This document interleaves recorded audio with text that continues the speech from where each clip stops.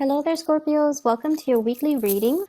Now, 2 days ago, I recorded a reading for you guys, and it was like a 24-minute reading.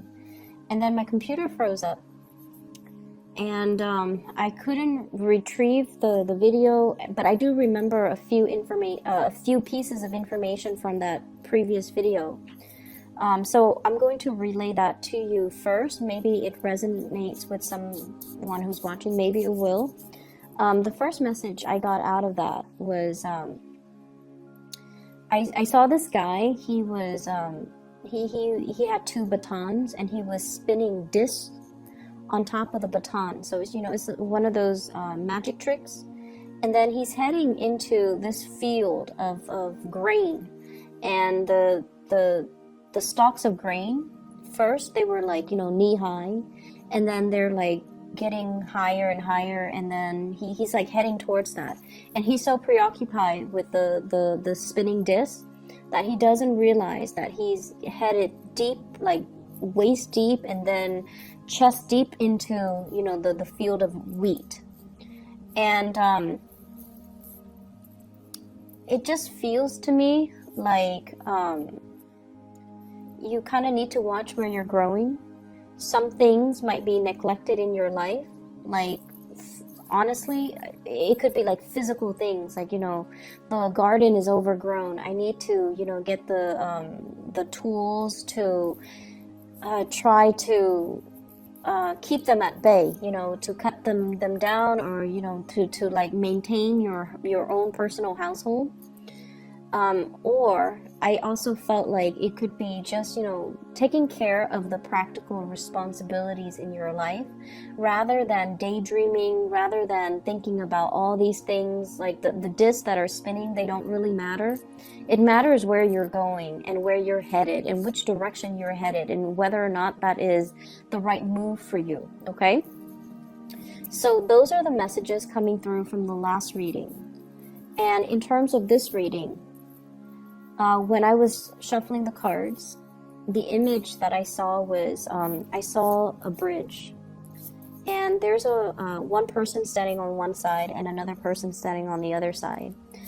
The man is standing on the right side, my right, and he's extending his hand out to the woman on the other side. And the woman on the other side, she sees it, and then she's looking over the bridge at the water. She's looking at the koi fish that are around, and then she's like, looking at the sky, looking at the clouds, and then she seems like she's either being very frivolous. It seems like he's telling her, let's go, or he's extending his hand, so that's usually a gesture, an offer for something. And he sees her kind of just caught up in her own world. And so he pulls back his hand, and then he walks away. So that was the message that I saw this time. And what I'm feeling is we definitely have a couple here. I have here the Queen of Wands and the King of Wands, both in the upright position. And there's communication and contact between the two people. So the way that I'm reading this is I almost feel like I see two people that have very different goals in life, that have very, very different visions of what they want their life to look like. One person might be, very family oriented. The other person wants to explore a little bit more. And one person is like happy where they are currently. They're established in their career, they have friends and family in their current location. And the other person is not happy where they're at, and they want, they want more, they want to branch out, they want to explore, and they're ready to move. So I feel like two people that might, at one point have come together for whatever reason.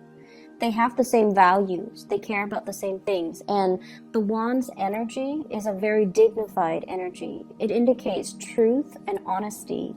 It indicates people who are very they keep their word. When they say they're going to do something, they do it.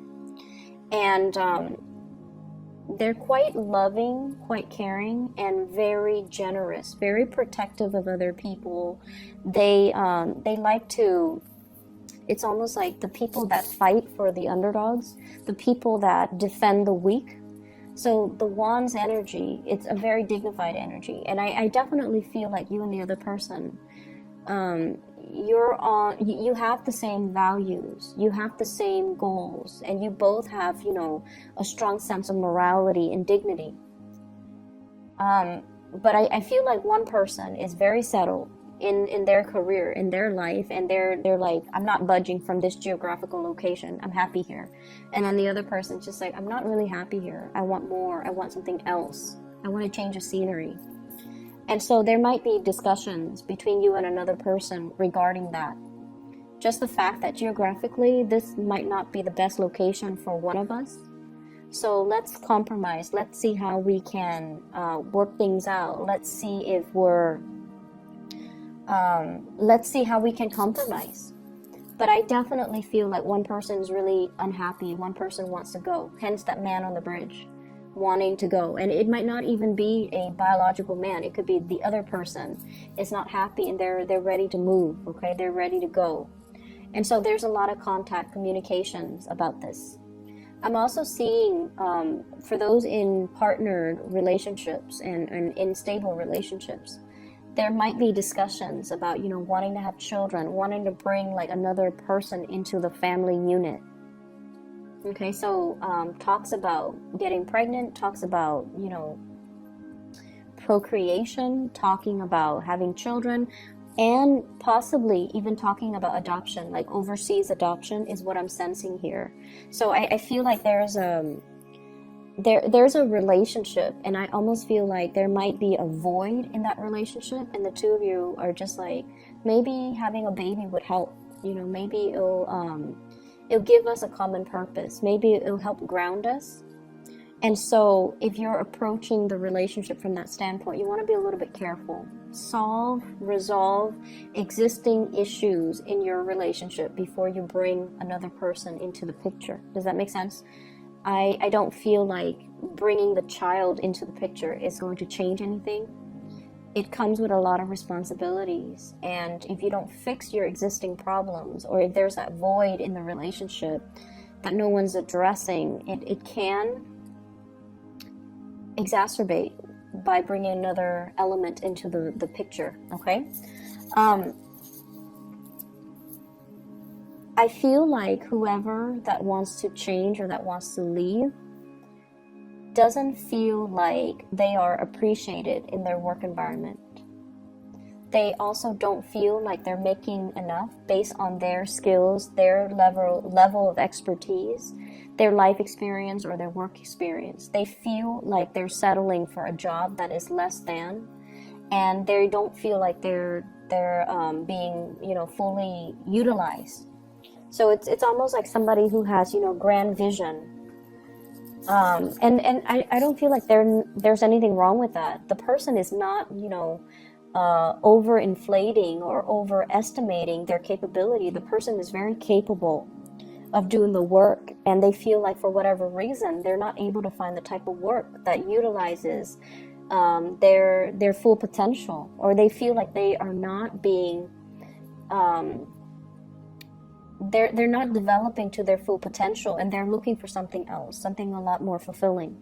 And I also feel like the relationship itself can feel like that, where the relationship might not bring that 100% total completion, total love, and total, you know, happiness. And so the other person is just like, I don't know how long I can stay in this any more. Like, I don't know how long I can stay in this, because I'm not 100% happy. Okay, could you be you or the other person? But I feel like someone is a little bit discontent, and I feel like they're looking to leave. I honestly feel there were situations in your past where, and obviously Scorpios, please don't get mad at me for saying this, but I don't feel like this applies to everybody. Okay, there was somebody that was really good in your life, and And honestly, this energy could be switched around. You were probably very good to somebody, very good to somebody. And I feel like it could be, you know, it could go both ways. There was somebody that was really good in your life and you didn't see the situation clearly at the time. And now that the person is gone, it's really hard to fix the mistakes, right? And then likewise, you were very good to somebody in the past. And you were really good to this person. They didn't see the situation and they didn't appreciate you when they had the chance. And I feel like, you know, there's definitely the sense of karma coming back full circle, because you might see them now in a very, very bad state. That's what it feels like. And I feel like it takes a lot for you to cut somebody out of your life, okay? Because you, as a fixed sign, you always care about the people that you invest your time in. If you've invested 5 years in a relationship, you still care about the person. You might not love them anymore, might not, you know, want to contact them every day, but you still occasionally wonder, like, I wonder what they're up to. I wonder how they're doing. And I feel like there was somebody you were really, really good towards, and they didn't appreciate you properly. And now, as a result of it, I feel like you're catching people in, it's like the karma returning back to the people. And it's not pretty. And you're looking at the situation and you wish you could help. You wish you could do something to alleviate the pain and the suffering, because you were really good to that person. And you also understand, you know, that is their karmic justice, because they didn't appreciate you when you were around. And then on the flip side, there was somebody that was really good to you and you didn't appreciate them. And I don't feel like they're catching you dealing with your karma. I just feel like there's no response. There's no communication. There's just total blockage. And it's like, you know, knocking at a brick wall. Like, is there anybody on the other side? And you get no response. So you don't even know, like, where are they? What are they up to? What are they doing? Do they think about me? Are they okay? Are they still alive? And it's that lack of answers, lack of certainty that keeps you constantly knocking at that brick wall. That's what it feels like to me. And I feel like there's an element of many of you wanting to fix your financial situation. And there are things here in this spread that indicates to me equating your self-worth with the amount of money that you make. Okay, that sense of materialism. And if you have recently, you know, broken up with somebody, and it doesn't even matter who broke up with whom, but I feel like you're very, very much focused on your career, or you should be, at least. I feel like you're very focused on that. And you're also very focused on the fact that maybe if I made more money, maybe they'll come back. Maybe if I were wealthier, maybe if I had a nicer car, maybe if I had a nicer home, and maybe if I could give them, you know, everything they wanted. And the bottom line is, when I saw that image at the beginning, he's extending his hand out to this other woman, and she's looking at the koi fish, she's looking at the clouds. And I feel like you were dealing with someone who was very self-absorbed. Very self-absorbed. They see you, they see the effort that you put into a situation, but they didn't appreciate it. Okay? So I don't know if this is still going on, but they're very, very, very self-absorbed. Okay? It's almost like, what could the Scorpio people do for me? Or what could other people do for me? And they're not considerate of other people. So you're dealing with someone who is very narcissistic. They do a lot of attention seeking. And I feel like this might be the week where you start to see the behavior, where you start to see that they're just, you know, really caught up in themselves and things like that, in the material things too. The koi fish usually represents prosperity, okay, like financial prosperity. So somebody is very much caught up in that material world, and possibly, I just keep seeing the woman on the other side of the bridge, just looking at her reflection, fixing her hair and things like that. So I feel like you're dealing with someone who's quite narcissistic, and you want to be a little bit careful. If you guys have a really keen sense of intuition, and you have, you're a very, very good judge of character. So you need to really trust your intuition, especially for those who are newly dating. And if you find somebody who is like that, stay away, okay?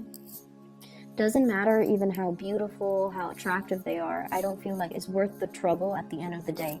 So I feel like you have come to the realization that this person is like this.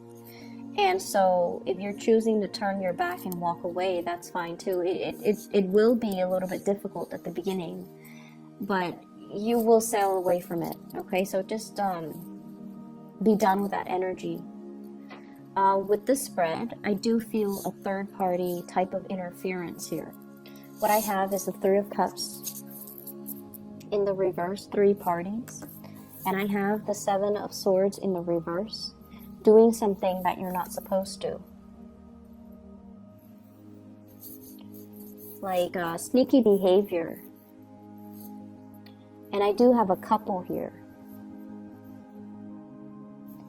And what this denotes to me is there could be definitely third party interfering in the relationship, talking or dating, or, you know, somebody acting like they're in a relationship, but they're acting like they're single, and they're going around dating other people, talking to other people, flirting with other people. So there's that element that you want to be a little bit careful about. There's also, I'm seeing a lot of like outside influence, wanting to, it's almost like this sense of boredom with what we have currently. So we want to see what else is around the corner. But rather than being single, we want to test the water first before we finally sever ties. And so you want to be a little bit careful about this. I also feel like some people, some couples, if you have had like issues with infidelity and you're going to see like a couples counselor or a marriage counselor, there is going to be some big breakthrough.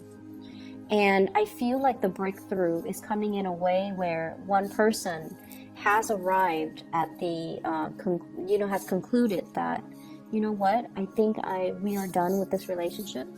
Whereas the other person wants to fix the relationship. So the truth that is coming through, it might not be exactly the way that you're hoping for, because a lot of people go to couples counseling or marriage counseling, and they're like, let the therapist fix it for us. Let the person fix it. But the therapist might recommend, maybe you guys should separate. Maybe the relationship is done and over with, and you guys need to see other people. And then, do that for about 6 months and see how you feel. And some of you might have some breakthrough in the therapy sessions, and you're deciding that, or at least one person decides, let's call it quits. So I feel like there's something very final coming into the picture, and I feel like it has been like this for the past 3 years. It might have been like this for the past 3 months. And there isn't anything to fix. It's almost like the end of a karmic cycle. I do see one person in a relationship succumbing to temptation. And the other person might still want to work at the relationship. But there's still a lot of resentment. I do feel the resentment coming through. Where, a lot of the times when somebody cheats on us, it's not just the thought of them with another person that aggravates us, right? It's not just the thought. it's also the self-doubt, like, why wasn't I good enough? Why did they have to seek somebody else? You know, it brings up a lot of self-doubt. It destroys your sense of self-confidence. And not only that, the aftermath of finding out too, it hurts your ability to trust other people. So infidelity is very, very damaging. And so I feel like for those who are dealing with this, I feel like it really hurts your self-esteem. And it also, I see resentfulness, resentment. And I feel like some of you might have kind of suppressed it, but you haven't really gotten over it. And if you are doing any type of, you know, marriage counseling, couples counseling, or even individual counseling, there are things that are going to be triggered, okay? And it's bringing up to the surface so that you can address it, so you can, like, shed some light on it, so you can move away from it. And I do see as well a huge element here about doing a lot for your relationship partner. You guys doing a lot for your relationship partner. And the other person was just not aware.